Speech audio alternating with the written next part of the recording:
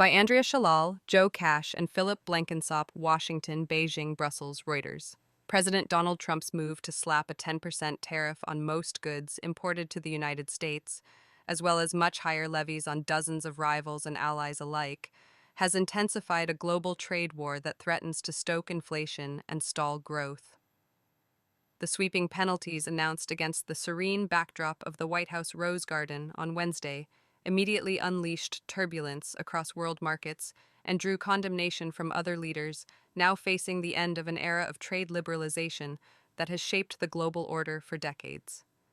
As Asia digested the news on Thursday, stock markets in Beijing and Tokyo sank to multi-month lows, with US and European stock futures also pointing to sharp losses as investors scrambled to the safety of bonds and gold.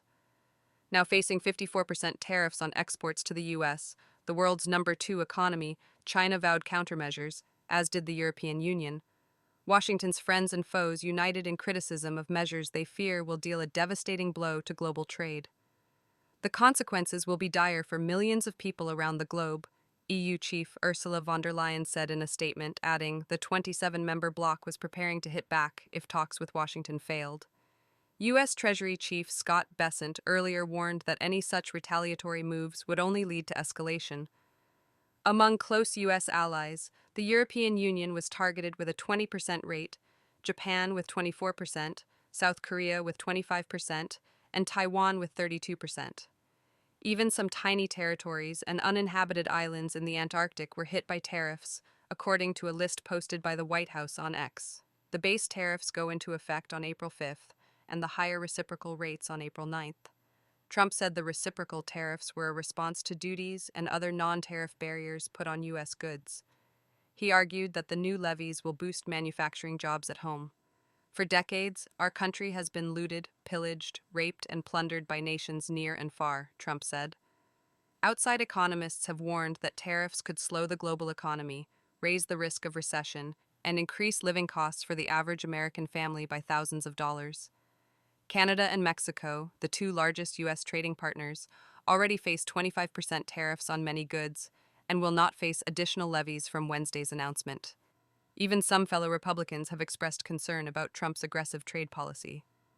Within hours of Wednesday's announcement, the Senate voted 51-48 to approve legislation that would terminate Trump's Canadian tariffs, with a handful of Republicans breaking with the president. Passage in the Republican-controlled U.S. House of Representatives, however, was seen as unlikely. Trump's top economist, Stephen Moran, told Fox Business on Wednesday the tariffs would work out well for the U.S. in the long run, even if they cause some initial disruption. Are there going to be short-term bumps as a result? Absolutely, Moran, the chairman of Trump's Council of Economic Advisers, said. Ending de minimis. The reciprocal tariffs do not apply to certain goods, including copper, pharmaceuticals, semiconductors, lumber, gold, energy, and certain minerals that are not available in the United States, according to a White House fact sheet. Following his remarks, Trump also signed an order to close a trade loophole used to ship low-value packages, those valued at $800 or less, duty-free from China, known as de minimis. The order covers goods from China and Hong Kong and will take effect on May 2nd, according to the White House, which said the move was intended to curb the flow of fentanyl into the U.S. Chinese chemical makers are the top suppliers of raw materials purchased by Mexico's cartels to produce the deadly drug, U.S. anti-narcotics officials say. A Reuters investigation last year showed how traffickers often route these chemicals through the United States by exploiting the de minimis rule. China has repeatedly denied culpability. Trump is also planning other tariffs targeting semiconductors, pharmaceuticals, and potentially critical minerals, the official said.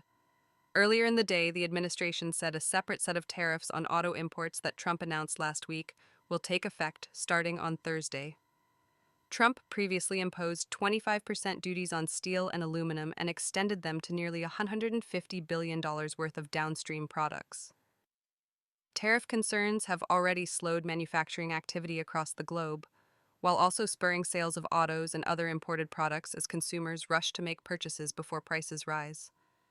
Now, as the reality of the new tariffs sink in, companies around the world must weigh up how to adjust, with their options limited and unpalatable for their customers.